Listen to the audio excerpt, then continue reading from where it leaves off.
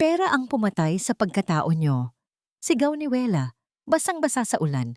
Habang nagpapakasa sa si Claribel sa yaman ng mga Montenegro, si Wela ay tinapakan at tinawag na linta ng pamilyang mismong iniligtas niya. Wala kang puwang sa mundo ng anak ko. Pandidiri ni Doña Salvacion. Pinunasan ni Wela ang luha. Mula sa putikan, babangon siya para maningil ng hustisya. Sino ang tunay na talunan sa huli?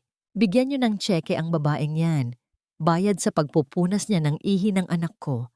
Ang mahirap, kapag binigyan mo ng awa, akalain nilang karapatan na nila. Nakaluhod si Wela sa malamig na baldosa ng utility room. Hawak ang isang maliit na sipilyo. Maingat at puno ng pagmamahal niyang kinukuskos ang natuyong dugo sa punit at murang polo na suot ng lalaking tinawag niyang Marco noong gabing iligtas niya ito mula sa kamatayan. Parang isang malamig na patalim ang bumaon sa kanyang dibdib nang marinig niya ang mga salitang iyon na nagmumula sa siwang ng pinto. Dumulas ang sipilyo mula sa kanyang mga nanginginig na daliri at nahulog sa palanggana na lumikha ng isang mahinang alon sa tubig na may halong sabon. Hindi siya makahinga. Tila may makapal na bato na nakabara sa kanyang lalamunan na pumipigil sa mga hikbing, pilit nagpupumiglas mula sa kanyang dibdib. Niyakap niya ng mahigpit ang basang polo, laban sa kanyang dibdib, na parang ito na lamang ang tanging kakampi niya sa mundong unti-unting naglalaho. Ang mga pamilyar na dingding ng ospital, na dati niyang tinuturing na pangalawang tahanan, ay biglang naging isang nakakatakot na kulungan. Bumukas ng tuluyan ng pinto, bumulaga sa kanya ang marangyang presensya ni Doña Salvacion na nakatingin sa kanya ng may halong matinding pandidiri. Ngunit ang mas dumurog sa puso ni Wela ay ang lalaking nakatayo sa likuran ng matanda. Si Rafael, ang lalaking pinakain niya sa sariling kamay, ang lalaking paulit-ulit na nangakong hindi siya iiwan noong mga panahong wala itong maalala. Ngayon, nakatayo ito ng tuwid, suot ang isang mamahaling suit at ang kanyang mga mata ay blangko at tila yelo sa lamig. Walang bakas ng pagtatanggol, walang kahit isang hakbang palapit sa kanya. Ang katahimikang yon mula kay Rafael ay mas masakit pa kaysa sa pang-aalipusta ng kanyang ina. Lumapit si Claribel, ang babaeng nakatakdang ipakasal kay Rafael. Sa bawat hakbang ng kanyang matataas na takong ay ang sadyang pagdurog sa pagkatao ni Wela. Sinadya ni Claribel na tapakan ng madiin ang kamay ni Wela na nakapatong sa gilid ng palanggana. Tiniis ni Wela ang sakit, kinagat ang kanyang ibabang labi hanggang sa malalasahan niya ang sariling dugo upang hindi makabuo ng kahit anong tunog. Humilig si Claribel at bumulong ng may nanunuya at matamis na ngiti. Know your place, basurera. You are nothing but a temporary distraction. Dahan-dahang binawi ni Wela ang kanyang namumulang kamay at itinago ito sa kanyang likuran. Yumuko siya, hindi dahil sa paggalang sa mga taong nasa harap niya, kundi upang itago ang mga luhang nagbabadyang tumulo. Kinapa niya sa loob ng kanyang bulsa ang isang lumang panyong may borda, ang kaisa-isang alaalang pinakaiingatan niya, sa takot na baka madumihan ito ng mapanlait nilang mga titig. Wala siyang kakayahang lumaban, wala siyang pera o apelyidong maipagmamalaki upang isigaw na hindi siya isang linta. Wala pang ilang sandali matapos lisanin ng pamilyang Montenegro ang pasilyo ng walang kahit anong paalam mula kay Rafael, lumapit ang isang tauhan ng management at walang awang nag-abot ng isang puting sobre. Hindi na kailangang basahin ni Wela ang laman upang malaman na tinanggal na siya sa trabahong tanging bumubuhay sa kanila ng kanyang ina. Sa mismong sandaling iyon, umilaw ang screen ng kanyang lumang cellphone na nakapatong sa isang tabi. Isang mensahe mula sa ospital sa probinsya ang bumungad sa kanyang mga pagod na mata. Wela, kailangan na ng down payment para sa gamot ng nanay mo ngayon din. Kung hindi, puputulin na namin ang oxygen niya mamayang gabi dahil utos ng bagong pamunuan. Nanlamig ang buong katawan ni Wela. Mag-isa siya sa gitna ng malupit na mundo, Unti-unting pinapatay ng mga taong may kapangyarihan. Nakatingin siya sa basang polo na inabandona ng lalaking iniligtas niya. Buhay ang sinagip niya noong gabing umuulan, ngunit bakit tila pagkatao at kaluluwa niya ang pinatay nila ngayon? Paano siya lalaban kung wala na siyang natitirang sandata upang sagipin ang sarili niyang ina? Tila nagbabalik ang gunita ni Wela, isang buwan na ang nakalilipas. Ang malamig na hampas ng hangin at ang walang tigil na pagbuhos ng ulan ay katulad ng gabing iyon. Galing siya sa isang nakakapagod na 16 na oras na duty sa ospital. Manhid na ang kanyang mga binti at halos pumikit na ang kanyang mga mata sa antok. Ngunit pinilit niyang idaan ang kanyang mga hakbang patungo sa maliit na kapilya ng baklaran. Nakaluhod siya noon sa harap ng altar, basang-basa at nanginginig, nagmakaawa sa Diyos na sana ay pahabain pa ang buhay ng kanyang ina at bigyan siya ng himala para sa pambili ng gamot. Paglabas niya ng kapilya, isang mabilis na itim na sasakyan ang walang habas na dumaan sa basang kalsada. Isang nakakabinging pagkakabangga ang yumanig sa paligid, na sinundan ng pagtilapon ng isang lalaki mula sa gitna ng daan patungo sa malamig na semento. Walang preno, walang pag-aalinlangan, mabilis na lumayo ang sasakyan at nilamon ng dilim. Sa isang iglap, napansin ni Wela ang plaka nito, isang malabong kombinasyon ng mga numero na tila may pamilyar na hugis sa kanyang isipan, ngunit hindi na kayang intindihin ng kanyang pagod na utak. Nagkagulo ang mga tao, kanya-kanyang labas ng mga cellphones upang kumuha ng video at litrato na parang ang nakabulagta at dugo ang katawan sa gitna ng kalsada ay isang ordinaryong palabas lamang. Hayaan mo na, baka patay na yan. Mahirap na madamay at baka tayo pa ang mapagbintangan. Bulong ng isang mapanghusgang tinig mula sa mga usisero. Ngunit para kay Wela, hindi yun isang palabas. Isa itong buhay na unti-unting pumapanaw.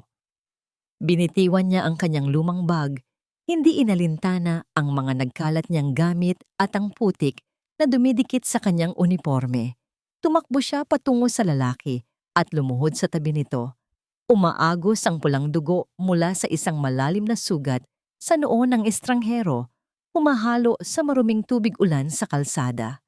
Nanghina ang tuhod ni Wela, ngunit mabilis na nangibabaw ang kanyang sinumpaang tungkulin bilang isang nurse.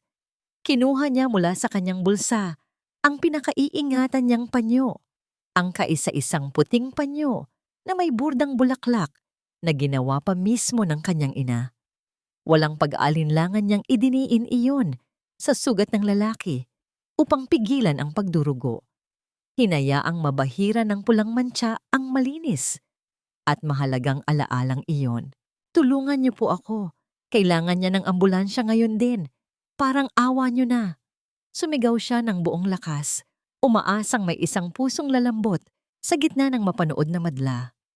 Ngunit nanatiling nakatayo ang mga tao, nakatingin lamang at patuloy na nag-uusap-usap. Walang ni isang humakbang para tumulong. Ramdam ni Wela ang panginginig ng buong katawan ng lalaki dahil sa matinding lamig. Kahit na mismong siya ay giniginaw hanggang sa mga buto, hinubad niya ang kanyang manipis at kupas na jacket. Maingat niya itong ipinatong sa katawan ng estranghero upang bigyan ito ng kahit na kaunting init. Kung walang tutulong, siya mismo ang gagawa ng paraan. Buong lakas niyang inakay ang lalaking hindi hamak na mas malaki at mas mabigat sa kanya. Pinilit niyang ibangon ito, idinikit ang braso nito sa kanyang balikat at kinakaladkad ang bawat mabigat na hakbang patungo sa pinakamalapit na ospital. Lalaban tayo, bulong niya sa taong hindi man lang niya kilala. Hindi kita iiwan dito. Nabalik lamang ang diwa ni Wela sa kasalukuyan nang maramdaman niya ang sunod-sunod na patak ng malamig na ulan sa kanyang sariling mukha. Wala na siya sa nakaraan. Nakatayo siya ngayon sa labas ng naglalakihang gate ng Montenegro Medical Group, mag-isa, giniginaw at walang matakbuhan. Mahigpit ang kanyang hawak Sa puting sobrang naglalaman ng kanyang termination letter, ang pamilyang pinag-alayan niya ng labis na kabutihan ay ang siya ring pamilyang sumipa sa kanya, pabalik sa putikan. Wala siyang trabaho, walang pera, at ang oras ng kanyang ina ay unti-unti nang nauubos sa isang malayong probinsya. Tumingala siya sa madilim na kalangitan, umaasang may sasagot sa kanyang mga tahimik na panalangin. Isang malakas na pagkulog ang yumanig sa kalangitan, na tila sumasalamin sa paparating na malaking unos na tuluyang dudurog sa natitira niyang pag-asa. Saan siya kukuha ng himala ngayong gabi upang dugtungan ang hininga ng taong pinakamahalaga sa kanya? Madilim at basa ang makipot na eskinita patungo sa inuupahang kwarto ni Wela. Hindi akalain ng mga nakatira roon na isang araw ay may isang babaeng nakabalot sa mamahaling alahas at kasuotan ang maglalakas loob na pumasok sa kanilang maruming lugar. Walang pakialam na itinapak ni Doña Salvacion ang kanyang mamahaling sapatos sa naipong putik at tubig ulan. Nang makarating siya sa tapat ng sirang pintuan ni Wela, hindi na siya kumatok. Pumasok siya at iginala ang kanyang matalim na paningin sa maliit, tumutulo at inaamag na kwarto. Walang pasabing inihagis niya ang isang makapal na patong ng mga resibo sa ibabaw ng nabulok na mesang kahoy. Binayaran ko na ang lahat ng balanse sa ospital ng nanay mo, kasama na ang advance payment para sa mga susunod niyang gamutan. Malamig ngunit mariing pahayag ni Doña Salvacion. Kinuha niya ang isang nakatiklop na kontrata mula sa kanyang mamahaling bag at ipinatong yon sa tabi ng mga resibo. Binili ko na ang buhay ng nanay mo, Wela. Utang na loob mo sa pamilya namin na humihinga pa siya ngayon. Kaya bilang kabayaran, pirmahan mo yan. Isang kasunduan na lalayo ka at hindi na muling magpapakita kay Rafael kahit kailan. Huwag mong hintaying turuan pa kita kung paano lumingon ang isang mahirap sa pinanggalingan niya. Habang pilit na pinoproseso ni Wela ang nakasusuyang alok na yon, umalingaw-ngaw mula sa labas ang malakas na boses ng telebisyon mula sa kabilang bahay. Balitang-balita sa isang sikat na channel ang mukha ni Claribel, lumuluha at nagmamakaawa sa harap ng mga kamera. Ginamit ng nurse na yon ang pagkawala ng memorya ng mapapangasawa ko. Nilinlang niya si Rafael para sa pera. Pag-iinarte ni Claribel sa telebisyon. Dahil dito, ang mga kapitbahay ni Wela, na dati ay bumabati sa kanya ng may ngiti, ngayon ay nakadungaw sa kanilang mga bintana, nagbubulungan at tinitingnan siya ng may matinding pandidiri. Ang tawag sa kanya ngayon ay isang linta, isang babaeng nanloko ng mayamang pasyente para makaahon sa hirap. Nanginig ang mga kamay ni Wela. Kinuha niya ang bawat piraso ng resibo, tinitigan ang malalaking halagang nakasulat na kailanman ay hindi niya kikitain kahit habang buhay pa siyang magtrabaho. Naiipit siya sa pagitan ng kanyang dangal at ng nag-aagaw buhay niyang ina. Ang utang na loob ay isang lason na dahan-dahang pumapatay sa kanyang kaluluwa, ngunit ito rin ang tanging panlunas sa sakit ng kanyang ina. Walang imik na kinuha ni Wela ang ballpen. Bawat letrang isinusulat niya sa kontrata ay kasabay ng pagpatak ng kanyang mga luha sa papel. Ibinenta niya ang kanyang puso upang makabili ng hininga para sa kanyang ina. Nang lisanin ni Doña Salvacion ang lugar ng may tagumpay ng ngiti, napaluhod si Wela.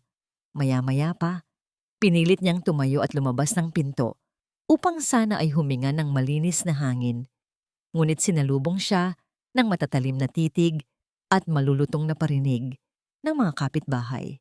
Sa gitna ng panghuhusga at pagbuhos ng ambon, isang tahimik na anino ang lumapit sa kanya. Si Mang Berto, ang matandang janitor sa ospital na nakatira rin sa eskinita. Walang sinabi ang matanda, tanging pag-angat lamang ng isang sira at kalawanging payong upang silungan si Wela mula sa ulan. Isang simpleng gawa ng tunay na pagmamalasakit na mas may halaga pa kaysa sa milyon-milyong pisong inihampas sa kanya kanina. Sa kalagitnaan ng katahimikang yon, Biglang umilaw at nag-vibrate ang lumang cellphone sa bulsa ni Wela. Isang hindi pamilyar na numero ang lumabas sa screen. Sinagot niya ito, umaasang mula sa ospital sa probinsya. Ngunit tanging mabigat na paghinga lamang ang narinig niya mula sa kabilang linya bago ito biglang pinatay. Bago pa man niya mapag-isipan kung sino ang tumawag, isang galit na kapitbahay ang sinadyang banggain ang balikat ni Wela na naging dahilan upang mawalan siya ng balanse at matumba sa putikan. Sa pag-angat ng kanyang paningin mula sa basang lupa, napansin niya ang isang pamilyar at marangyang itim na sasakyan na nakaparada sa dulo ng madilim na eskinita. Sa loob ng sasakyan, nakikita niya ang anino ng isang lalaking mahigpit ang hawak sa manibela. Si Rafael.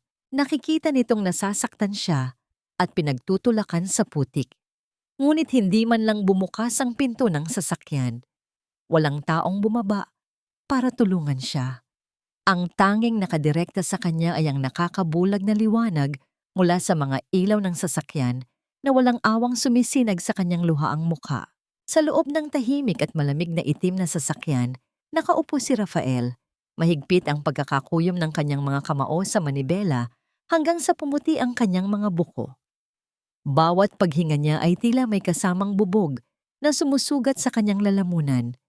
Malinaw na malinaw sa kanyang paningin kung paano nadapa si Wela sa putikan, kung paano ito tiningnan ng mga tao na parang isang basahan. Gusto niyang buksan ang pinto, tumakbo palapit at sapakin ang sinumang mangahas na hawakan ang babaeng nagligtas sa kanyang buhay. Ngunit hindi siya maaaring gumalaw. Ang bawat hakbang niya palapit kay Wela ay isang hakbang palapit ng ina nito sa kamatayan. Kamakailan lamang ay unti-unting bumalik ang kanyang mga alaala, na parang mga piraso ng basag na salamin na sa pilitang pinagtagpi-tagpi sa kanyang utak. Naalala niya ang lahat. Ang pekeng kontrata ng mga gamot, ang pagkontrol ng kanyang ina sa pondo ng ospital, at ang katotohanang si Claribel mismo ang nagplano ng aksidente upang patahimikin siya bago pa man niya makansela ang kasal. Ngunit ang pinakamabigat na natuklasan niya ay mula sa isang lihim na pakikipagkita kay Attorney Mateo, ang matandang abogado ng kanyang yumaong ama. Ibinunyag ng abogado na ang ospital na pinagdalhan sa ina ni Wela sa probinsya ay pag-aari at hawak ng mga Montenegro. Isang tawag lamang mula kay Doña Salvacion at maaaring putulin ang suporta ng makina na bumubuhay sa ina ni Wela. Nakatali ang mga kamay ni Rafael upang mailigtas ang buhay ng babaeng mahal niya. Kailangan niyang isuot ang maskara ng isang walang pusong halimaw. Kinabukasan, sa tapat ng malaking ospital sa Maynila, sinadya ni Rafael na tumayo malapit sa entrance kung saan alam niyang madadaanan siya ni Wela na pumunta roon para kunin ang huli nitong sahod. Nang makita niya mula sa malayo ang pamilyar na maliit na bulto ni Wela na nakayuko at nahihiyang maglakad, agad niyang inabot ang baywang ni Claribel. Hinapit niya ang babae palapit sa kanya at nagpakawalaan ng isang pilit, ngunit nakakumbinsing na ngiti para sa mga nakapaligid na kamera at empleyado. Nakita ni Wela ang eksenang yon. Tumigil siya sa paglalakad. Ang kaunting pag-asa na baka may natitira pang kabutihan sa puso ni Marco ay tuluyang namatay. Hindi niya kinayang makita ang mga matang dati ay puno ng lambing, ngayon ay nakatitig sa ibang babae nang may pagmamalaki. Mabilis na tumalikod si Wela at naglakad palayo, dala ang pusong basag na basag. Habang naglalakad si Wela papalayo, pasimpleng idinikit ni Rafael ang kanyang kamay sa kaliwang dibdib ng kanyang mamahaling suit. Sa loob ng bulsang iyon, malapit sa kanyang tumitibok na puso, nakatago ang lumang panyong may burda na may mantsa ng kanyang sariling dugo. Ang panyong pagmamay-ari ni Wela. Kinagabihan, sa loob ng kanyang maliit at madilim na kwarto, napagpasyahan ni Wela na tapusin na ang lahat ng pagpapakatanga. Kumuha siya ng isang maliit na lata at nagsindi ng kaunting apoy mula sa mga lumang dyaryo. Kinuha niya ang kaisa-isang litrato ni Marco na nakuha niya gamit ang kanyang lumang cellphone nung mga panahong nagpapagaling pa ito sa ospital. Pinrint niya ito noon upang may silayan tuwing namimiss niya ang lalaki. Tinitigan niya ang nakangiting mukha sa papel. Isang malalim na buntong hininga ang pinakawalan niya bago unti-unting inilapit ang litrato sa nagliliyab na apoy. Ngunit bago pa man madilaan ng apoy ang mukha ni Marco, napansin ni Wela na may bahagyang nakabakat na tinta sa likod ng manipis na photo paper. Mabilis niyang binawi ang litrato at pinatay ang maliit na apoy sa gilid nito. Itinapat niya ang likod ng papel sa aandap-andap na liwanag ng kandila. Mayroong mga salitang isinulat ng mabilisan gamit ang isang lapis. Ang mga salitang nagpatigil sa pag-ikot ng kanyang mundo at nagbigay ng bagong bugso ng kalituhan sa kanyang nagdurugong puso. Tila isang mahaba at madilim na lagusan ang mga sumunod na linggo para kay Wela. Ang mga nakasulat na salita sa likod ng litrato ay malabo at halos mabura na, ngunit sapat na upang mag-iwan ng isang malaking katanungan sa kanyang isipan. Hanapin mo si Attorney Mateo. Mag-ingat ka. Hindi niya alam kung kailan o paano yon naisulat ni Marco bago ito tuluyang kunin ng pamilya Montenegro. Ngunit ang babalang iyon ang naging kaisa-isang ilaw niya sa gitna ng kadiliman. Hindi sumuko si Wela. Kahit wala siyang formal na trabaho at namamasada na lamang ng paglalaba at paglilinis ng bahay para sa mga hindi mapanghusgang kapitbahay, patuloy siyang naghahanap ng paraan upang makabangon. Sa tulong ni Mang Berto, na palihim na nagbibigay sa kanya ng mga tirang pagkain mula sa ospital, at ni Nurse Rosita na lihim na nag-uuwi ng mga gamot at lumang medical records na itinapon na ng pamunuan. Unti-unting nakabuo si Wela ng isang malinaw na larawan ng katiwalian sa loob ng Montenegro Medical Group. Nalaman nilang ang mga gamot na binibigay sa mga charity wards kung saan nakaratay noon si Marco ay mga peke at labis ang patong na presyo. Isang direktang utos mula kay Claribel. Sa kabilang banda, patuloy ang pag-arte ni Rafael. Araw-araw siyang nakasuot ng nangiti sa harap ng media habang kasama si Claribel. Ngunit sa gabi, palihim niyang pinupuntahan ang eskinita ni Wela. Hindi siya nagpapakita hanggang sa dulo lamang siya ng kalsada, nakatingin sa maliit na bintana kung saan makikita ang anino ni Wela na nag-aaral at nagbabasa ng mga makapal na libro sa ilalim ng aandap-andap na ilaw. Gumagamit si Rafael ng ibang pangalan upang magpadala ng mga grocery at ekstrang pera sa pamamagitan ni Mang Berto. Sinisigurong hindi magugutom ang babaeng patuloy niyang sinasaktan sa paningin ng publiko. Ang pinakamalaking pagbabago sa buhay ni Wela ay nang tuluyan niyang matagpuan si Attorney Mateo sa isang maliit at lumang opisina sa Quiapo. Ang matandang abogado na tinanggalan ng karapatan ng mga Montenegro na hawakan ang mga legal na papeles ng pamilya ay matagal nang naghihintay ng tamang pagkakataon. Ipinaliwanag ng abogado kay Wela ang tunay na nilalaman ng huling habilin ng yumaong Don Montenegro. Ang buong kayamanan at pamamahala ng ospital ay automatikong mapupunta sa isang independent charity foundation kapag napatunayang pinilit lamang si Rafael na magpakasal para sa negosyo o kapag napatunayang may nangyayaring katiwalian sa pamamalakad ng kanyang ina. Nang malaman yun ni Wela, tila nagising ang isang natutulog na leon sa kanyang dibdib. Naintindihan niya na ang laban na ito ay hindi na lamang tungkol sa nawala niyang pag-ibig o sa utang na loob na isinampal sa kanya. Isa itong laban para sa lahat ng mahihirap na ginagawang negosyo ng mga taong ganid sa kapangyarihan. Hindi na siya ang mahinang babae na yuyuko at iiyak sa sulok. Isang gabi, bago ang pinakamalaking charity gala ng mga Montenegro kung saan iaanunsyo ang kasal ni Rafael at Claribel, nakatanggap si Wela ng isang tawag mula kay Attorney Mateo. Matagumpay nilang nailipat ang ina ni Wela sa isang ligtas na pasilidad sa tulong ng isang lihim na pondo na nanggaling pa mismo kay Rafael kahit hindi ito tahasang inamin ng abogado. Ligtas na ang kanyang ina. Wala nang makakapigil sa kanya. Nakatayo si Wela sa harap ng kanyang maliit na salamin. Wala siyang mamahaling gown o alahas. Ang suot niya ay ang kanyang malinis at plansadong puting uniforme ng nurse, ang simbolo ng kanyang dangal, ng kanyang sinumpaang tungkulin, at ng kanyang dalisay na pagkatao na kailanman ay hindi mabibili ng kahit magkanong halaga. Tumingin siya ng diretso sa salamin, huminga ng malalim, at pinunasan ang huling bakas ng pag-aalinlangan sa kanyang mga mata. Handa na siyang bawiin ang katotohanang ninakaw sa kanya, hindi para sarili niyang ang tagumpay, kundi para patunayan na ang mga taong nakayapak ay may kakayahang yumanig sa mga nakatayo sa tuktok ng palasyo. Kuminang ang buong grand ballroom sa dami ng mga nakasabit na kristal at mamahaling ilaw. Punong-puno ang bulwagan ng mga kilalang tao sa lipunan, mga politiko, at mga negosyante.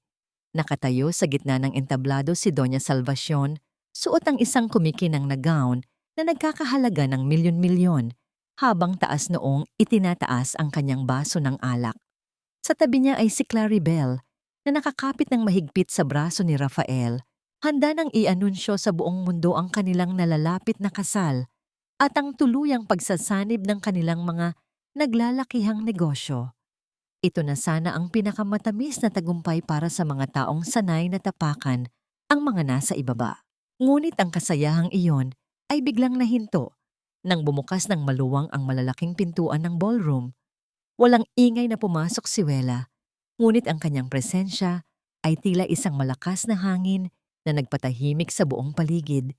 Wala siyang suot na mamahaling alahas at hindi siya nakabihis ng marangyang gown.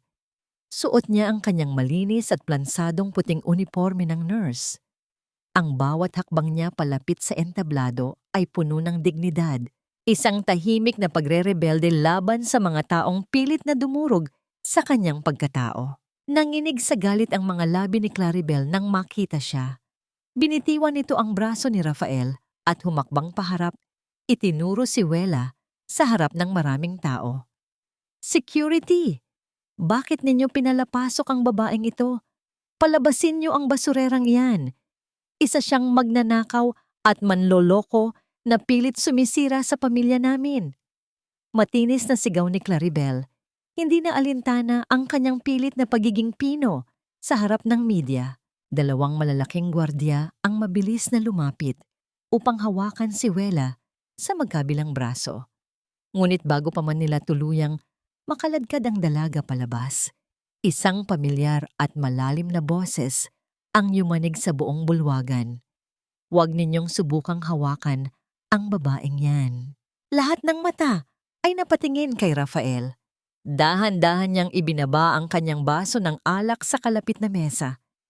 Tiningnan niya si Claribel ng may matinding lamig, bago tuluyang tumalikod at naglakad pababa ng entablado. Bawat hakbang ni Rafael ay tila pagbasag sa mga kadenang matagal na iginapos sa kanya ng kanyang pamilya. Lumapit siya kay Wela. Tiningnan ng masama ang mga gwardiya hanggang sa kusang bumitaw ang mga ito at tumayo siya sa mismong harapan ng dalaga upang magsilbing harang laban sa mapanghusgang madla. "Rafael, ano bang ginagawa mo? Bumalik ka rito!" Nanggagalaiting utos ni Doña Salvacion mula sa entablado. Pilit na pinapanatili ang kanyang awtoridad. Hindi lumingon si Rafael sa kanyang ina. Sa halip, itinaas niya ang kanyang kamay at nagbigay ng senyas kay Attorney Mateo na nakatayo sa isang madilim na sulok ng bulwagan. Sa isang iglap, namatay ang mga magagarang ilaw sa entablado at pinalitan ito ng nakakabulag na liwanag mula sa malaking projector screen sa likuran. Imbes na mga prenup photos nila ni Claribel, bumungad sa lahat ang isang malinaw na video mula sa dashcam ng isang sasakyan. Nakita ng buong madla kung paano sinundan, binangga, at tinakasan ng itim na sasakyan si Rafael noong gabing maaksidente siya. At ang plaka ng sasakyan ay nakapangalan sa personal na driver ni Claribel. Sinundan agad ito ng mga dokumentong ipinakita sa screen, mga kontratang nagpapatunay na bumibili si Claribel ng mga pekeng gamot at pinagkakakitaan ng mga charity patients, mga dokumentong may pekeng pirma ni Rafael na ginawa mismo ni Doña Salvacion. Nagkagulo ang mga bisita. Ang mga bulong-bulungan ay naging malalakas na husga laban sa pamilya Montenegro at San Diego. Nawala ang kulay sa mukha ni Claribel. Habang si Doña Salvacion ay napakapit sa mesa, tila gumuho ang buong mundo niya sa iisang sandali. Umakyat si Attorney Mateo sa entablado at inilabas ang isang pamilyar na lumang papel. Ayon sa tunay na huling habilin ni Don Montenegro, sakaling gamitin ni Doña Salvacion ang ospital para sa sariling interes o pilitin ang tagapagmana sa isang kasal na labag sa kanyang kalooban, ang buong pamamahala at yaman ng Montenegro Medical Group ay automatikong ililipat sa isang malayang charity foundation na pamumunuan ng mga napiling doktor at abogado. Wala na kayong hawak na kapangyarihan, Doña Salvacion. Napaluhod ang matandang babae. Ang kanyang yaman, ang kanyang dangal, ang kanyang pangalan, lahat ng ginamit niyang sandata upang tapakan si Wela ay binawi sa kanya sa harap ng mismong mga taong tinitingala niya. Sa gitna ng kaguluhan, humarap si Rafael kay Wela. Kinuha niya ang nanginginig na kamay ng dalaga at dinala ito sa kanyang labi. Patawad kung kinailangan kitang saktan upang mailigtas ang buhay ng ina mo. Patawad kung naging duwag ako. Bulong ni Rafael, puno ng pagsisisi at pagmamahal. Napansin ni Wela na may maliit na hiwa sa likod ng palad ni Rafael dahil sa mahigpit na pagkakahawak nito sa isang basag na baso kanina. Walang salitang inilabas si Wela ang kanyang panyo at maingat na pinunasan ang sugat na yon. Isang simpleng kilos na nagpapatunay na kahit kailan ay hindi nawala ang kanyang pag-aalaga rito. Ngunit hindi pa tapos ang gabi. Sa gitna ng matinding kahihiyan at pagkasira ng kanyang mga pangarap, tuluyang nawala sa katinoan si Claribel. Ang kanyang mga mata ay nanlilisik sa galit at inggit. Mabilis siyang lumingon sa mahabang mesa at kinuha ang isang mahaba at matalim na kutsilyong pilak na ginagamit sa paghihiwa ng cake. Habang nakatalikod sina Rafael at Wela at abala ang lahat sa pag-uusap, tumakbo si Claribel pababa ng entablado. Sumisigaw na parang isang halimaw. Habang nakatutok ang matalim na bakal, direkta sa likod ni Wela, naramdaman ni Wela ang mabilis na paghila sa kanya. Sa isang iglap, napalibutan siya ng may init na braso ni Rafael. Ikinulong ang kanyang maliit na katawan sa isang mahigpit na yakap. Bago pa man niya maintindihan ang nangyayari, narinig niya ang tunog ng pagkapunit ng makapal na tela, kasabay ng magkakasunod at takot na pagsigaw ng mga bisita. Bumaon ang malamig na pilak ng kutsilyo sa balikat ni Rafael. Ginamit niya ang kanyang sariling katawan upang maging kalasag ng babaeng pinakamamahal niya. Hindi alintana, ang sakit na unti-unting kumakalat sa kanyang laman. Mabilis na dumamba ang mga gwardiya upang pigilan ang nagwawalang si Claribel. Bumagsak sa sahig ang duguang kutsilyo, lumikha ng isang nakakakilabot na taginting sa tahimik na bulwagan. Wala nang natira sa pekeng kakinisan ni Claribel. Siya ngayon ay isang desperadang babaeng hinihila palabas ng mga rumesponding pulis. Habang umiiyak, nagpupumiglas at isinisigaw ang pangalan ni Rafael. Sa kabilang dako, nanatiling nakalupasay si Doña Salvacion sa malamig na marmol. Ang matatandang mata nito ay puno ng pagkabigla at takot. Walang sino man sa mga tinatawag niyang kaibigan sa mataas na lipunan ang nag-abalang lumapit upang tulungan siya. Ang mga taong dati ay nakayuko sa kanya ngayon ay nagbubulungan at umiiling. Iniwan siyang mag-isa kasama ang kanyang nadurog na dangal at nawalang imperyo. Kinabukasan, sa loob ng isang tahimik at pribadong silid ng ospital, maingat na nililinis ni Wela ang tahi sa balikat ni Rafael. Hindi naging malalim ang sugat, ngunit sapat na ito upang mag-iwan ng peklat na habambuhay magpapaalala sa gabing iyon. Ang katahimikan sa pagitan nila ay hindi nakabibingi, bagkus ay puno ng mga salitang hindi pa nabibigkas. Ramdam ni Wela ang mainit at malalim na titig ni Rafael sa kanyang mukha habang idinidikit niya ang malinis na gasa sa balat nito. Ang bawat pagdampi ng kanyang mga daliri ay nagdadala ng isang pamilyar na kuryente na matagal na nilang pilit ibinabaon. I am so sorry, Wela. Basag na bulong ni Rafael, pilit niyang inabot ang kamay ng dalaga. Pinagsalikop ang kanilang mga daliri. Naging duwag ako. Akala ko, ang paglayo at pananakit sa'yo sa harap ng maraming tao ang tanging paraan para iligtas ang buhay ng nanay mo mula sa mga kamay nila. Ngunit napagtanto kong wala akong kwentang lalaki kung hindi kita kayang ipaglaban ng magkasama tayo. Please, give me another chance. Hindi bilang si Rafael na bilyonaryo at tagapagmana ng ospital. Gusto kong bumalik sa'yo bilang si Marco. Ang Marco na iniligtas mo noong umuulan. Isang malungkot, ngunit mapayapang nangiti ang sumilay sa mga labi ni Wela. Tiningnan niya ang mga mata ng lalaki na puno ng pagmamakaawa at purong pag-ibig. Dahan-dahan niyang binawi ang kanyang kamay mula sa pagkakahawak ni Rafael, hindi dahil sa galit, kundi dahil sa isang malalim na pag-unawa sa kanyang sarili. Pinapatawad na kita, Rafael. Wala na akong galit sa puso ko dahil naiintindihan ko kung bakit mo ginawa iyon. Malumanay na sagot ni Wela. Pinipigilan ang luhang nagbabadyang tumulo. Ngunit sa dami ng nangyari, sa dami ng mga salitang ipinukol sa akin, na ako ay isang walang kwentang mahirap, isang linta, at isang babaeng walang sariling halaga, napagtanto kong may kailangan muna akong gawin. I need to build myself first. Kailangan ko munang hanapin ang sarili kong halaga na hindi nakadepende sa pag-ibig ng isang lalaki o sa awa ng ibang tao. Hindi pa ako handang ibigay ng buo ang puso ko hanggat hindi ko pa kayang tumayo ng pantay sa'yo. Tumalikod si Wela. Kinuha ang kanyang maliit na bag at naglakad palabas ng pinto. Iniiwan niya si Rafael, hindi dahil tinatapos niya ang kanilang kwento, kundi dahil binibigyan niya ito ng tamang espasyo upang maghilom. Nang mag-isa na lamang siya, pinulot ni Rafael ang sobrang piraso ng malinis na gasa at micropore tape na ginamit ni Wela. Idinikit niya ito sa kanyang pisngi.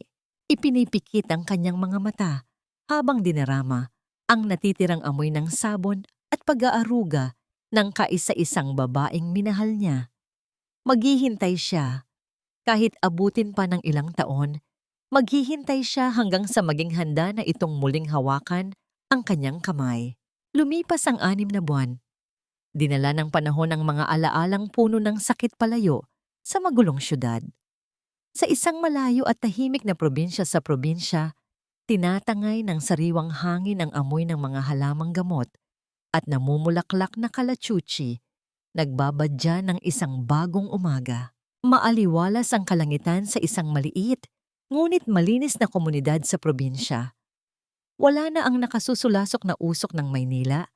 Pinalitan ito ng sariwang simoy ng hangin mula sa kalapit na bukirin na may dalang amoy ng mga namumulaklak na kalachuchi.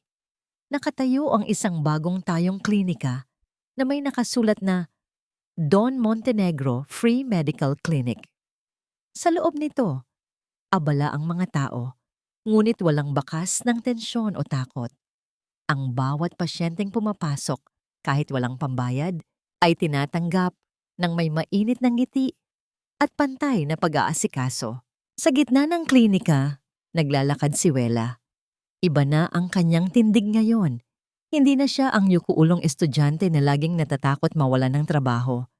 Siya na ngayon ang head nurse ng pasilidad. Ang kanyang puting uniforme ay nananatiling malinis, ngunit ang mas kumikinang ay ang kumpiyansa sa kanyang mga mata. Bawat pasyenteng kanyang nilalapitan ay hinahawakan niya ng may pag-iingat, nagpapaliwanag ng mga gamot sa malumanay na paraan upang maintindihan ng mga matatanda. Nahanap na niya ang kanyang halaga, ang pagiging isang tagapagligtas na hindi nasusukat sa apelyido o yaman. Pagsapit ng tanghalian, bumukas ang pinto ng opisina ni Wela. Pumasok ang kanyang ina, malusog, nakangiti, at may dalang isang maliit na lalagyan ng mainit na pagkain. Wala na ang mga nakakabit na tubo sa katawan nito. Ang bawat pagtawa ng kanyang ina ay tila musika na nagbubura sa lahat ng mapapait na alaalang naranasan nila sa kamay ni Doña Salvacion. Nawala na ang mabigat na kadena ng utang na loob na muntik nang sumakal sa kanilang buhay. Habang kumakain, napansin ni Wela ang isang nakatiklop na pahayagan sa ibabaw ng kanyang mesa na padala pa ni Attorney Mateo mula sa Maynila. Ang malaking balita sa front page ay tungkol sa tuluyang pagbagsak ng San Diego Pharmaceuticals. Nahatulan ng mahabang pagkakakulong si Claribel dahil sa kasong panloloko at paglalagay sa panganib ng buhay ng maraming pasyente.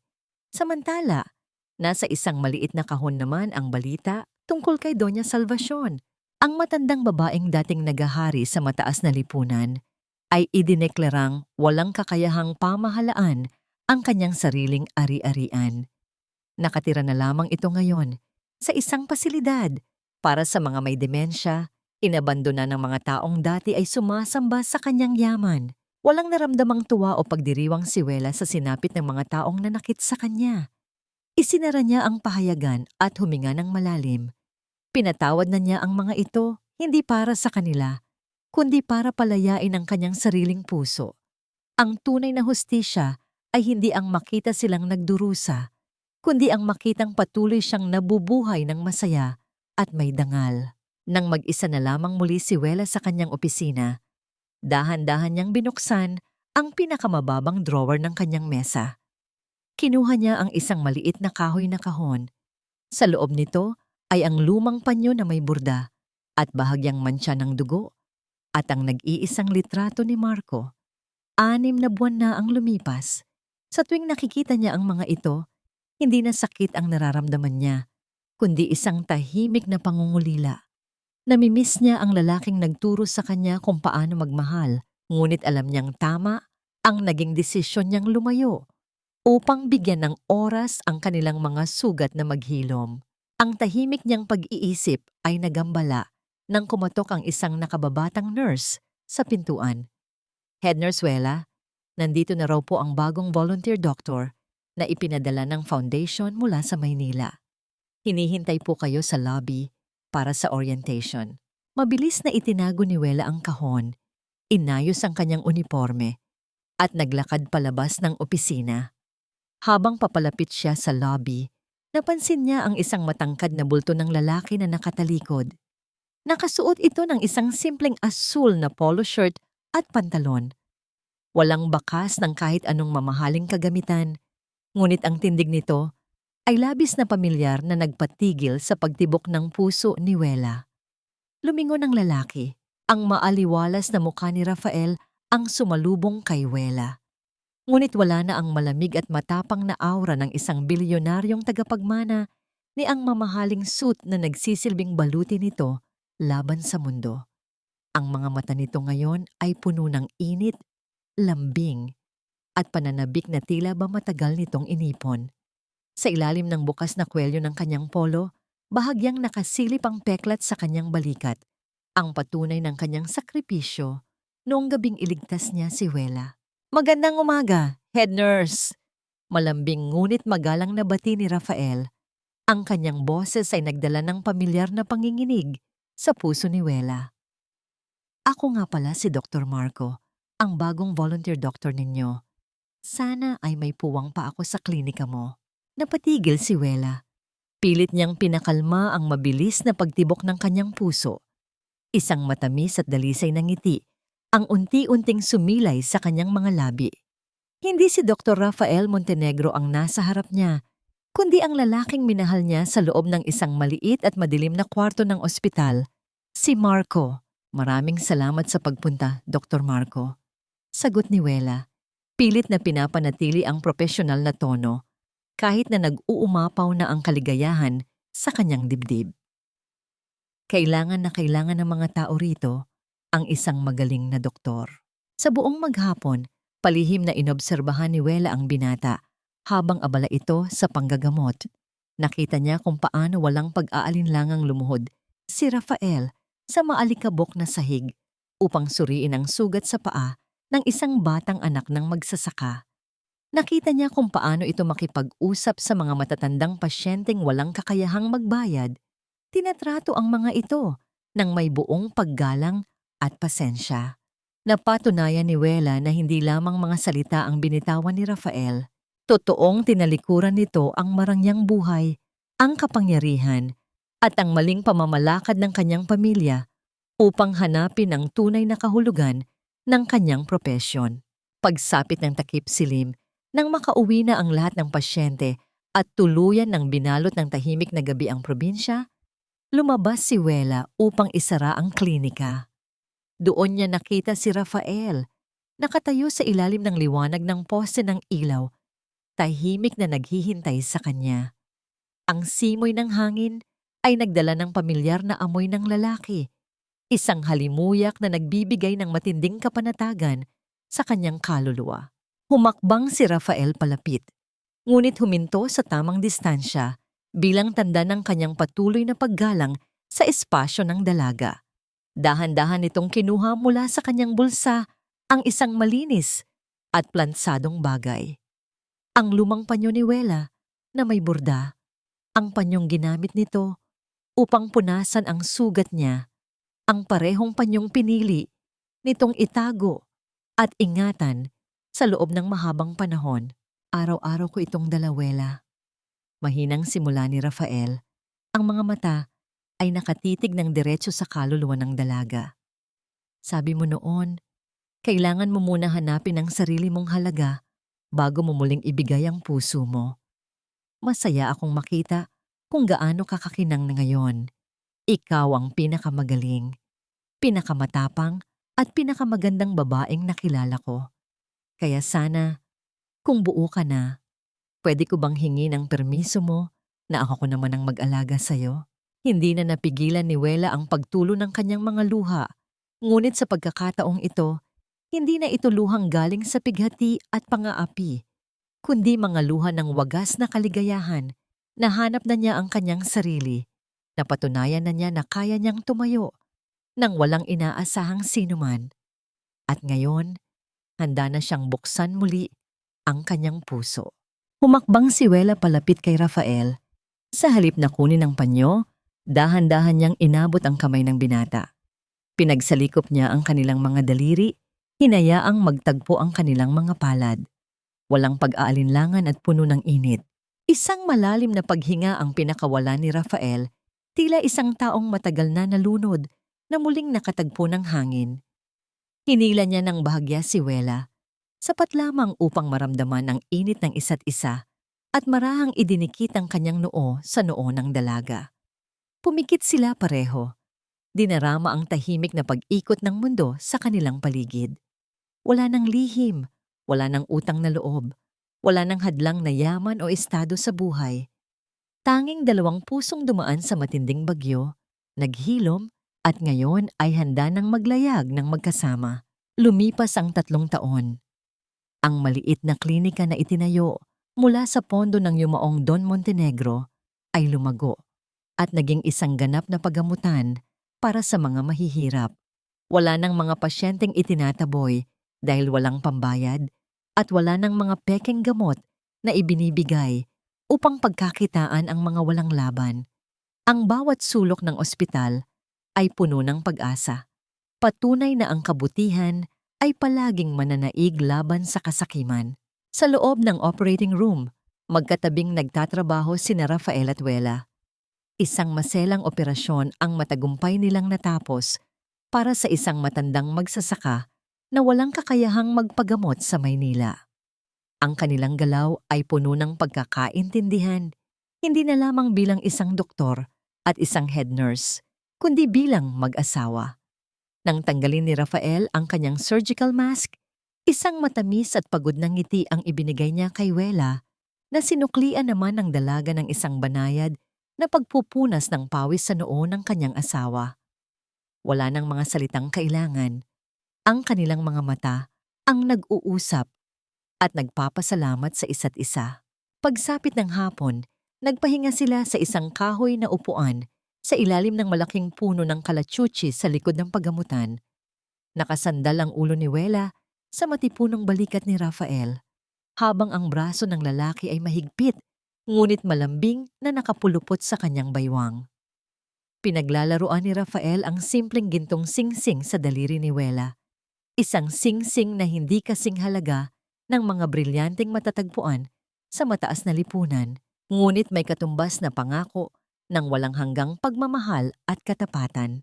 Maya-maya pa, lumapit si Mang Berto, na ngayon ay pinuno na ng maintenance staff ng ospital. Dala ang isang maliit na basket ng mainit na tinapay at kape. Sa likuran niya ay si Nurse Rosita, na tumatayong chief administrator at kaagapay ni Wela sa pamamahala ng mga pondo. Sila ang naging bagong pamilya ni na Rafael at Wela.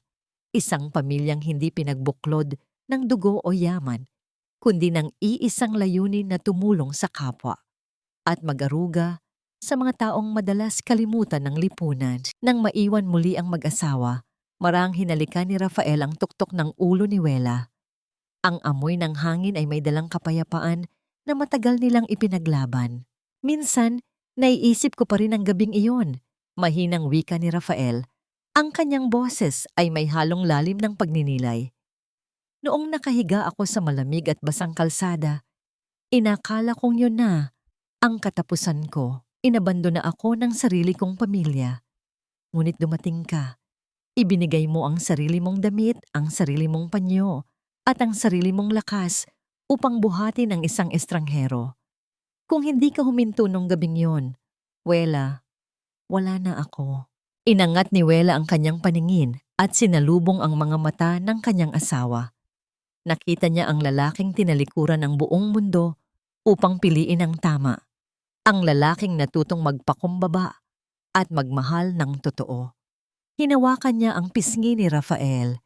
Hinayaang magtagpo ang init ng kanilang mga balat. Hindi ako huminto nung gabing iyon dahil alam kong mayaman ka o dahil may makukuha akong pabuya mula sa isang tagapagmana. Nakangiting sagot ni Wela. Ang kanyang tinig ay puno ng katapatan. Huminto ako dahil nakita kong humihinga ka pa. Huminto ako dahil buhay ka at bawat buhay ay may halaga. Niyakap ni Rafael nang mas mahigpit ang kanyang asawa. Ibinaon ang kanyang mukha sa leeg nito habang pinakikinggan ang tahimik na pagtibok ng puso ni Wela. Natagpuan nila ang pinakamalaking kayamanan na hindi kailanman mananakaw ng sinuman.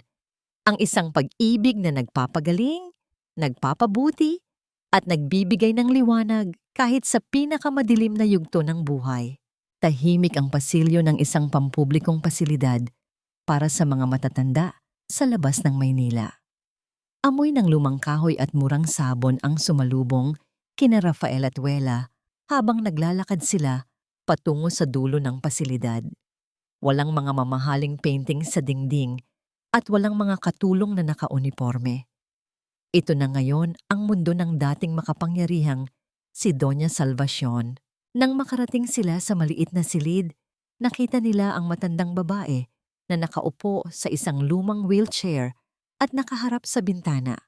Ang buhok nito ay puting-puti na at magulo, habang ang dating matalim nitong mga mata ay napalitan ng isang blangko at naguguluhang tingin. Wala na ang paborito nitong kwintas na perlas. Ang tanging hawak nito ngayon ay isang pira-pirasong basahan na mahigpit nitong niyayakap sa dibdib. Tila ba ito ang kanyang nawalang kayamanan? Bunga ng matinding demensya, tuluyan ng nakalimutan ni Doña Salvacion ang kanyang pangalan, ang kanyang yaman, at maging ang mga kasalanang sumira sa kanyang sariling pamilya. Huminto si Rafael sa may pintuan. Isang mabigat na emosyon ang bumalot sa kanyang dibdib. Kahit na gaano kalaki ang naging kasalanan ng kanyang ina, nakaramdam pa rin siya ng matinding awa sa sinapit nito.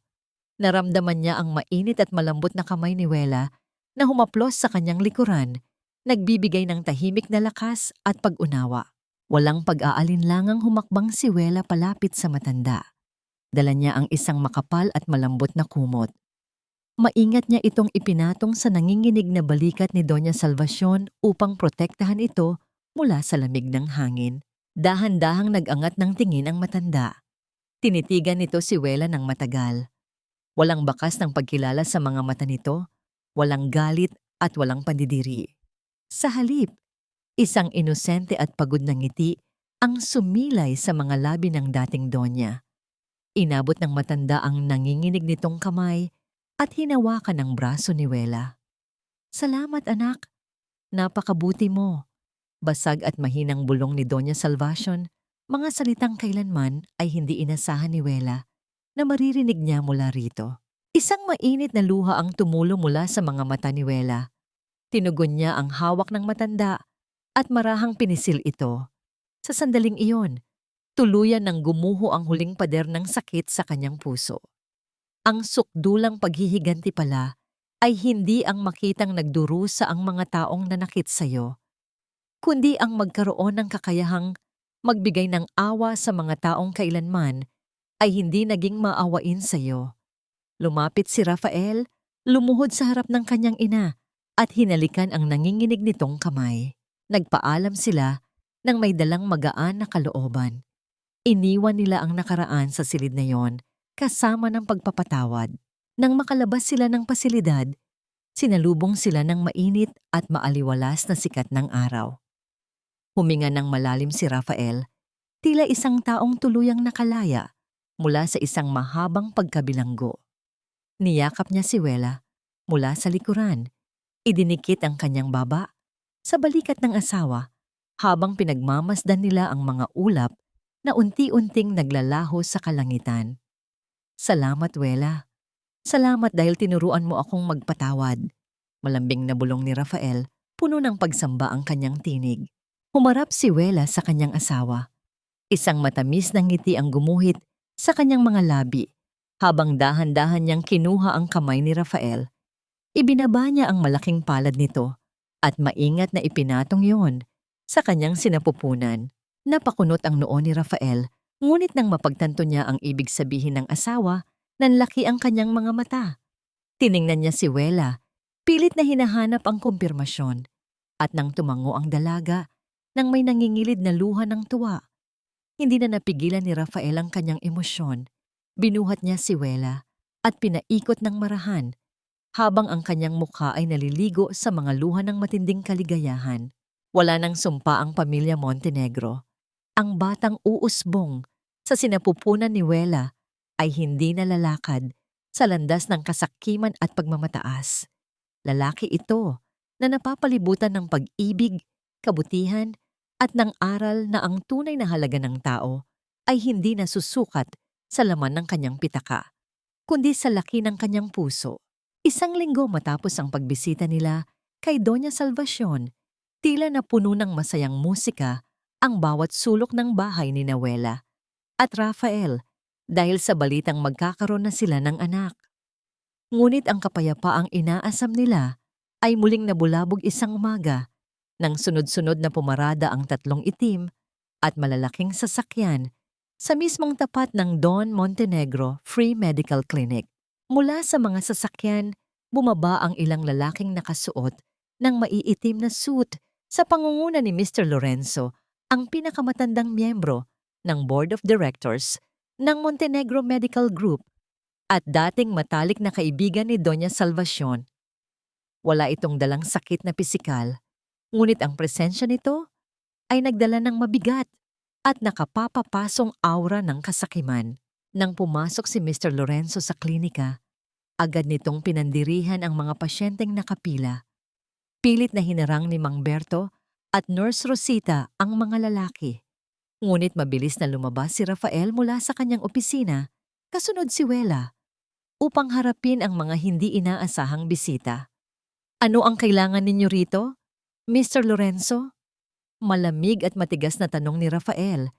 Pilit na itinatago sa kanyang likuran si Wela upang protektahan ito. Isang mapangutyang ngiti ang sumilay sa labi ng matandang negosyante.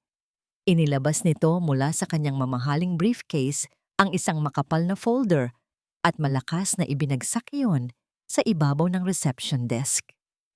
"Pumunta ako rito para bawiin kung ano ang dapat ay sa amin, Rafael.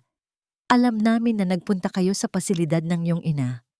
At dahil napatunayang may malalang demensya si Doña Salvacion, naghain kami ng petisyon sa korte na walang bisa ang anumang paglipat ng pondo na nangyari noong gabing bumagsak siya sa charity gala. Hindi siya nasa tamang pag-iisip, Kaya ang lahat ng pondo ng Charity Foundation ay naka-freeze na simula ngayon. Tila tumigil ang pag-ikot ng mundo ni Wela. Ang mga gamot na nagbibigay ng buhay sa mga pasyente, ang mga kagamitan sa klinika, ang sweldo ng mga maliliit na empleyado, lahat iyon ay nakasalalay sa pondong sinasabi ni Mr. Lorenzo. Hindi niyo pwedeng gawin yan.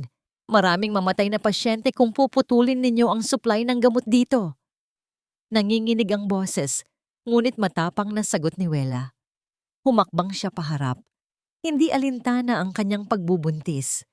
Ang pondong iyon ay para sa mga mahihirap, hindi para hizupin ng mga bulsa ninyo. Tiningnan ni Mr. Lorenzo si Wela mula ulo hanggang paa. Huwag kang makialam dito, nurse. Isa ka lamang asawa na nakinabang sa yaman ng mga Montenegro. Pera ang nagpapatakbo ng mundo, hindi ang inyong walang kwentang awa. Binaling muli ng matanda ang tingin kay Rafael. Bumalik ka sa Maynila, Rafael. Tanggapin mo muli ang posisyon bilang CEO at ibalik ang ospital sa pagiging isang negosyo at hahayaan naming manatiling bukas itong maliit na pasilidad ninyo. Kung hindi, ipapasarara ko ito bukas na bukas din. Pagkaalis ng mga tauhan ng Board of Directors, naiwang tahimik ang buong klinika. Nakatingin ang mga pasyente at ang mga katrabaho nila kay Rafael. Bakas ang matinding takot at pangamba sa kanilang mga mata. Ang paghihirap na akala nila ay tapos na, ay muli na namang nagbabanta. Pumasok sina Rafael at Wela sa loob ng opisina. Napasabunot si Rafael sa kanyang sariling buhok dahil sa matinding pagkabigo at galit. Handa siyang talikuran ang lahat, ngunit bakit pilit silang hinahabol ng mga taong gahaman sa pera?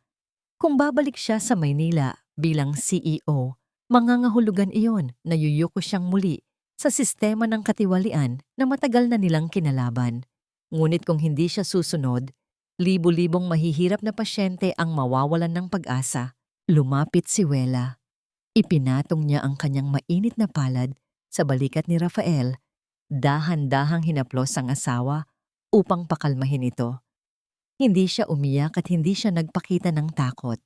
Ang dating mahinang estudyante na laging sumusunod sa agos ay isa na ngayong ina at leader na handang ipagtanggol ang kanyang pamilya at ang mga taong umaasa sa kanila. Hindi tayo susuko, Marco. Matatag na wika ni Wela. Ginamit ang pangalang naging simbolo ng kanilang dalisay na pag-ibig. Lalaban tayo sa korte kung kinakailangang magbenta tayo ng mga pansariling gamit upang makabili ng gamot para sa klinika habang naka-freeze ang pondo. Gagawin natin. Hindi tayo babalik sa pagiging alipin ng pera nila. Tiningala siya ni Rafael. Nakita niya sa mga mata ni Wela ang isang apoy na hindi kayang patayin ng anumang kapangyarihan. Hinawakan niya ang kamay ng asawa at dinala ito sa kanyang labi. Sa gitna ng bagong pagsubok na ito, alam niyang hindi siya nag-iisa. Ang huling laban-laban sa kasakiman ay hindi na niya haharapin ng mag-isa, kundi kasama ang babaeng nagturo sa kanya ng tunay na katapangan.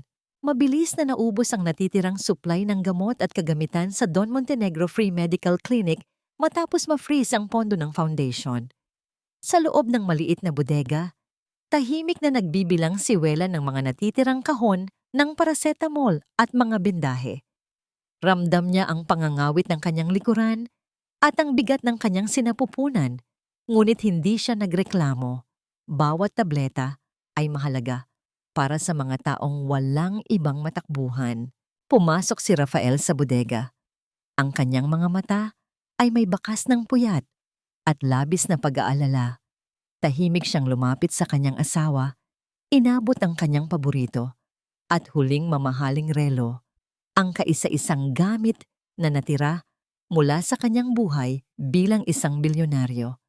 Ipinatong niya ito sa palad ni Wela. Ipasangla natin kay Nurse Rosita sa bayan. Malumanay, ngunit buo ang loob na wika ni Rafael. Sapat na yan para makabili tayo ng supply ng oxygen at mga maintenance medicine para sa linggong ito. Hindi tayo titigil hanggat may maibebenta ako. Ngumiti si Wela. Isang ngiting puno ng pagmamalaki sa lalaking pinili niyang mahalin. Hinaplos niya ang pisngi ng asawa, dinarama ang magaspang nitong balbas na patunay ng walang tigil nitong pagtatrabaho. Ibinaba ni Rafael ang kanyang ulo upang dampian ng magaan na halik ang umbok ng tiyan ni Wela, humihingi ng tahimik na lakas sa kanilang hindi pa isinisilang na anak. Ngunit ang hindi nila inaasahan ay ang eksenang sasalubong sa kanila paglabas ng bodega. Sa halip na mahabang pila ng mga pasyenteng humihingi ng lunas, isang mahabang linya ng mga simpleng mamamayan ang nakatayo sa labas ng klinika. Nariyan ang mga magsasaka, ang mga nagtitinda sa palengke, at ang mga pamilyang minsang tinulungan ni Rafael at Wela. Unang lumapit si Mang Berto, dala ang isang lumang garapon na puno ng mga barya at lukot na 20 pesos. Inilapag niya ito sa ibabaw ng mesa. Doc Marco, Head Nurse Wela, nalaman po namin sa bayan ang ginagawa ng mga gahaman sa Maynila. Naiiyak na pahayag ng matandang janitor. Hindi man po kalakihan itong naipon namin, pero ambag po namin ito. Kayo po ang nagligtas sa mga apo namin nung nagkasakit sila. Hindi po namin hahayaang magsara ang nag-iisang ospital na may puso para sa mga mahihirap. Sumunod ang isang nanay na may dalang isang sakong bigas at mga sariwang gulay. May nag-abot din ng ilang pakete ng bulak at alkohol. Hindi na napigilan ni Wela ang pag-agos ng kanyang mga luha.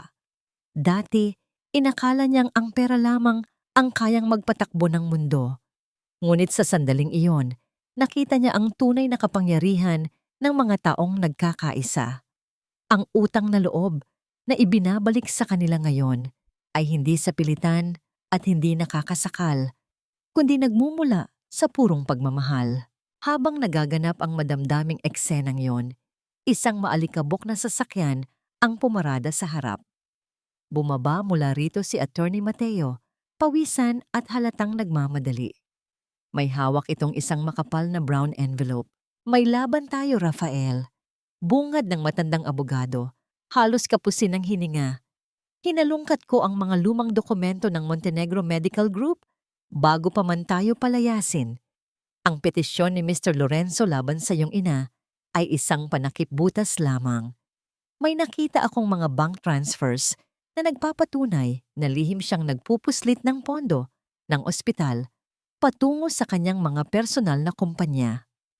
Kung maipapakita natin ito sa emergency board meeting bukas ng umaga sa Maynila, hindi lamang natin mababawi ang pondo ng charity, mapapakulong din natin siya. Nagkatinginan si Wela at Rafael. Ito na ang pagkakataong tapusin ang kasakiman ni Lorenzo. Ngunit nangangahulugan iyon na kailangang iwan ni Rafael si Wela sa probinsya. Hindi kita pwedeng iwan, Wela. Masela ng pagbubuntis mo ngayon dahil sa stress.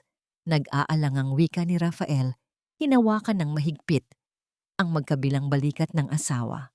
Ako ang bahala rito, Marco. Marami akong kasama. Matatag na sagot ni Wela. Pinipigilan ang sariling kaba. Kailangan mong pumunta sa Maynila. Para sa klinika, para sa mga pasyente natin, at para sa magiging anak natin. Tapusin mo ang laban na ito. Matapos ang isang mahigpit na yakap at pangakong babalik agad, sumakay si Rafael sa sasakyan ni Attorney Mateo. Sinundan ng paningin ni Wela ang paglaho ng sasakyan sa maalikabok na kalsada. Nag-alay siya ng isang maikling panalangin para sa kaligtasan ng kanyang asawa. Ngunit hindi pa man tuluyang nakakapasok si Wela sa loob ng klinika, isang nakakabinging pagbusina ang yumanig sa paligid. 3 malalaking truck ang biglang dumating at humarang sa mismong daanan. Bumaba ang mga armadong tauhan at mga trabahador na may dalang mga makapal na kadena, malalaking kandado at mga tabla ng kahoy. Utos ni Mr. Lorenzo na puwersahan ng ipasara at ikandado ang klinika habang wala si Rafael. Matapang na humakbang si Wela sa gitna upang harangin ang mga lalaki. Ngunit bago pa man siya makapagsalita upang ipagtanggol ang pintuan ng pagamutan, isang biglaan at matalim na kirot ang tumarak sa kanyang puson. Napasinghap siya. Mabilis na napahawak sa kanyang umbok na tiyan. Parang may pumunit sa kanyang loob at naramdaman niya ang malamig na pag-agos ng isang likido sa kanyang mga binti. Nanlaki ang mga mata ni Mang Berto at Nurse si Rosita nang makita ang pulang mantsa na unti-unting kumakalat sa puting uniforme ni Wela. Bumigat ang paghinga ni Wela, kasabay ng pamamanhid ng kanyang mga binti. Ang bawat patak ng pulang likido na bumabakas sa kanyang puting uniforme ay tila isang sumpa na nagpapabagal sa pag-ikot ng mundo. Agad na sumugod si Nurse Rosita at sinalo ang nanginginig na katawan ng head nurse bago pa man ito tuluyang bumagsak sa maalikabok na lupa. Nang makita ng mga trabahador ni Mr. Lorenzo ang dugo ang babae, nag-alangan silang ituloy ang pagkakabit ng mga kadena. Ngunit sumigaw ang kanilang tagapamahala na tapusin ang trabaho at huwag pansinin ang nag-iinarte sa harap nila. Dito na nag-alab ang damdamin ng mga simpleng mamamayan. Walang utos, walang pag-aalinlangan, sabay-sabay na humakbang paharap ang mga magsasaka, tindera at mga pasyente. Nagkapit-bisig sila at bumuo ng isang mahigpit na harang ng tao sa mismong pintuan ng klinika. Sumigaw si Mang Berto. Ang kanyang matandang boses ay nanginginig, ngunit puno ng tapang, na kailangan muna nilang dumaan sa mga bangkay nila bago nila ipasara ang nag-iisang pag-asa ng kanilang bayan. Habang nagaganap ang mainit na komprontasyon sa labas, maingat na inihiga si Wela sa kaisa-isang natitirang kama sa emergency room. Malamig ang pawis na tumutulo sa kanyang noo at mabilis ang pagtibok ng kanyang puso. Tarantang ngunit pilit na pinapakalma ni Nurse Rosita ang sarili habang nagkakabit ng suwero sa braso ni Wela gamit ang huling natitirang supply nila. Ipinikit ni Wela ang kanyang mga mata at mahigpit na hinawakan ang kanyang sinapupunan. Nanalangin siya ng buong puso, nakikiusap na huwag bawiin sa kanya ang anghel na bunga ng pinakadalisay na pag-ibig. Kumapit ka, anak. Tahimik niyang bulong sa kanyang isipan. Hindi tayo susuko. Sa mismong mga sandaling iyon, milya-milya ang layo sa probinsya, sa pilitang bumukas ang malalaking pintuang kahoy ng executive boardroom sa tuktok ng Montenegro Tower. Natigil ang mainit na talakayan ng mga matataas na opisyal. Nakaupo si Mr. Lorenzo sa pinakadulo ng mahabang mesa. May mapagmataas na ngangiti na tila hinihintay ang formal na pagpapasuko ng dating tagapagmana. Ngunit hindi isang talunang lalaki ang pumasok. Taas noong naglakad si Rafael palapit sa mesa, ang kanyang mga mata ay nag-aapoy sa determinasyon. Kasunod, si Attorney Mateo. Walang paligoy-ligoy, malakas na ibinagsak ni Rafael ang makapal na brown envelope sa mismong harapan ni Mr. Lorenzo. Kumalat ang mga dokumento, mga bank statements, at mga patunay ng lihim na paglilipat ng pondo papunta sa mga pekeng kumpanya ng matandang negosyante. Your game is over, Mr. Lorenzo. Matigas at malamig na pahayag ni Rafael. Ang kanyang boses ay umaalingaw-ngaw sa tahimik na silid. Akala mo ba makukuha mo ang foundation ng pamilya ko ng ganoon lang? You underestimated me. I am stepping back in as the rightful heir, hindi para ipagpatuloy ang bulok ninyong sistema, kundi para linisin ang kalat na ginawa ninyo. Namutla si Mr. Lorenzo. Pilit nitong kinukuha ang mga papeles at sinasabing mga peke ang mga ito, ngunit huli na ang lahat. Bumukas muli ang pinto ng boardroom at pumasok ang mga unipormadong pulis. Bit-bit ang warrant of arrest na mabilis na naasikaso ni Attorney Mateo. Habang pinipusasan at pilit na kinakaladkad palabas, ang nagwawalang si Mr. Lorenzo. Idineklara ni Rafael sa buong board na ang Don Montenegro Free Medical Clinic ay mananatiling bukas at buong-buong popondohan mula sa kanyang personal na yaman kung kinakailangan. Isang malalim na paghinga ang pinakawalan ni Rafael nang tuluyang maging tahimik ang silid. Nanalo sila. Ang hustisya para sa mga pasyente nila ay tuluyan ng nakamit. Isang matamis na ngiti ang sumilay sa kanyang mga labi habang kinukuha niya ang kanyang cellphone sa bulsa. Gusto niyang marinig ang boses ni Wela. Gusto niyang sabihin sa asawa na maari na silang makatulog ng payapa at mag-focus sa pagdating ng kanilang panganay. Ngunit bago pa man niya mapindot ang pangalan ng kanyang asawa sa screen, biglang nag-vibrate ang telepono. Tumatawag si Nurse Rosita. Mabilis niya itong sinagot. Inaasahang babalitaan siya tungkol sa naging sitwasyon sa klinika. Sa halip na masayang bati, ang maririnig mula sa kabilang linya ay ang malakas na pag-iyak at panginginig ng boses ng head nurse. Doc Marco, parang awa niyo na. Umuwi na kayo ngayon din. Si Wela. Nawalan siya ng malay at patuloy siyang dinudugo. Hindi namin alam kung kakayanin pa nilang mag-ina. Nahulog ang cellphone mula sa kamay ni Rafael. Tila huminto ang pagtibok ng kanyang puso. Ang matamis niyang tagumpay sa Maynila ay biglang napalitan ng isang napakalalim at nakakabinging takot. Tila naging isang napakahaba at madilim na bangungot ang paglalakbay ni Rafael pabalik sa probinsya.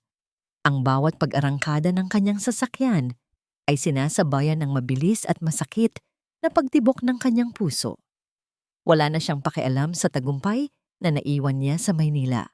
Wala nang halaga ang bilyon-bilyong pondo ng foundation, ang kanyang ibinalik na pangalan, at ang pagbagsak ng kanyang mga kaaway, kung ang nag-iisang babaeng nagbigay ng kahulugan sa kanyang buhay ay nag-aagaw hininga. Mahigpit ang kanyang hawak sa manibela, habang ang kanyang mga luha ay walang patid na umaagos. Tahimik at paulit-ulit siyang nagmakaawa sa langit na sana ay huwag bawiin sa kanya ang kanyang mag-ina. Nang marating niya ang tapat ng klinika, mabilis at marahas na huminto ang sasakyan na nag-iwan ng maitim na bakas ng gulong sa maalikabok na kalsada. Agad na nahawi ang makapal na harang ng mga taong bayan na matapat na nagbabantay sa labas. Nakita niya ang mga luhaan at nag-aalalang mukha ni Mang Berto at ng iba pang mga pasyente, ngunit wala na siyang oras upang magtanong. Mabilis siyang tumakbo papasok sa pasilidad. Pagbukas niya ng pintuan ng emergency room, sumalubong sa kanya ang malamig na hangin na may halong amoy ng dugo at gamot.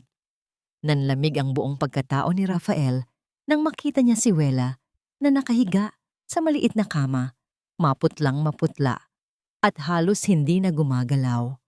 Punong-puno ng tensyon ang silid, habang pilit na ginagawa ni Nurse Rosita at ng isa pang residenteng doktor ang lahat ng kanilang makakaya upang patigilin ang pagdurugo. Hindi bilang isang nagpapanik na asawa ang pumasok sa silid na yon, kundi bilang isang professional at matapang na doktor. Mabilis na nagsuot ng sterile gloves si Rafael at humakbang palapit sa kama. Kinuha niya ang kontrol sa sitwasyon, nagbigay ng mga malinaw na medikal na utos kay Nurse Rosita upang ma-stabilize ang presyon ng dugo ni Wela. Ngunit sa likod ng kanyang profesional na kilos, ang kanyang kaluluwa ay nanginginig sa takot. Dahan-dahan niyang hinawakan ang malamig na kamay ng kanyang asawa, idinikit iyon sa kanyang pisngi, at pinagmasdan ang mukha ng babaeng pinakamamahal niya. Andito na ako, Wela. Andito na si Marco. Basag at nanginginig na bulong ni Rafael, pilit na pinipigil ang kanyang mga hikbi upang hindi makadagdag sa tensyon. Huwag mo akong iwan. Parang awa mo na. Lumaban ka. Tila narinig ng kaluluwa ni Wela ang nagmamakaawang tinig ng kanyang asawa. Dahan-dahang gumalaw ang kanyang mga daliri. Bahagyang iminulat ni Wela ang kanyang mga pagod na mata. At nang makita niya ang pamilyar at maaliwalas na mukha ni Rafael, isang mahinang naman ngiti ang sumilay sa kanyang maputlang labi. Ginamit niya ang huling piraso ng kanyang lakas upang pisilin ang kamay ni Rafael. Iligtas mo ang anak natin, Marco. Paos at nahihirapang bulong ni Wela bago muling pumikit ang kanyang mga mata, dala ng matinding pagod at gamot na pampatulog. Ang mga salitang iyon ay nagsilbing lakas ni Rafael. Walang kapaguran siyang nagtrabaho, ginamit ang lahat ng kanyang galing bilang isa sa mga pinakamahusay na doktor sa bansa. Lumipas ang ilang oras na tila isang buong habambuhay ng pag-aalinlangan. Nakipaglaban sila sa oras, sa kakulangan ng dugo, at sa kamatayan mismo, hanggang sa tuluyan ng mag-stabilize ang makina na nagmo-monitor sa puso ni Wela. Huminto ang pagdurugo. Ang tibok ng puso ng hindi pa isinisilang na sanggol ay muling umalingaw-ngaw sa loob ng silid. Isang mahina, ngunit matatag na ritmo na tila pinakamatamis na musika sa pandinig ni Rafael. Nang tuluyan ng lumipas ang panganib, pinalabas ni Rafael ang mga nurse upang makapagpahinga ang mga ito. Naiwan siyang mag-isa sa loob ng tahimik na silid. Gumuho ang lahat ng kanyang pader, ang lahat ng kanyang profesionalismo, at ang kanyang katapangan. Napaluhod si Rafael sa gilid ng kama ni Wela. Ibinaba niya ang kanyang ulo sa gilid ng unan ng asawa at doon ay umiyak siya ng parang bata. Umiyak siya dahil sa labis na takot na naramdaman niya at umiyak siya dahil sa nag-uumapaw na pasasalamat. Unti-unting nagliwanag ang kalangitan.